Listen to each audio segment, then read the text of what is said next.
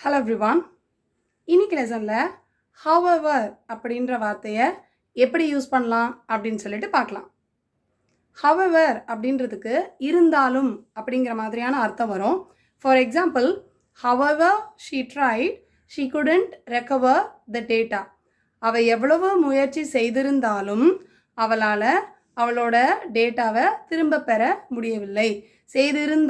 இருந்தாலும் அவளால் திரும்ப பெற முடியவில்லை அப்படிங்கிற மாதிரி அர்த்தம். நெக்ஸ்ட் ஒன், த மெட் department predicted rainfall, however the sky remind clear. So மெட் டிபார்ட்மெண்ட் அப்படின்னா வானிலை அறிக்கை மையம், மெட்ரோலஜிக்கல் டிபார்ட்மெண்ட். அவங்க வந்து மழை பெய்யும் அப்படின்னு சொல்லிட்டு அவங்க ப்ரெடிக்ட் பண்ணாங்க. அவங்க வந்து கணிப்பு சொன்னாங்க. இருந்தாலும் வானம் எப்போவுமே ரொம்ப கிளியராக தான் இருந்தது.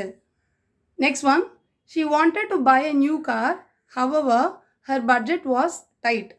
அவளுக்கு புது கார் வாங்கணும்னு ஆசை, இருந்தாலும் அவளோட பட்ஜெட் ரொம்ப டைட்டாக இருக்குது. ஸோ இருந்தாலும் அப்படின்னு சொல்லலாம், இல்லை ஆனாலும் அப்படின்னு சொல்லலாம்.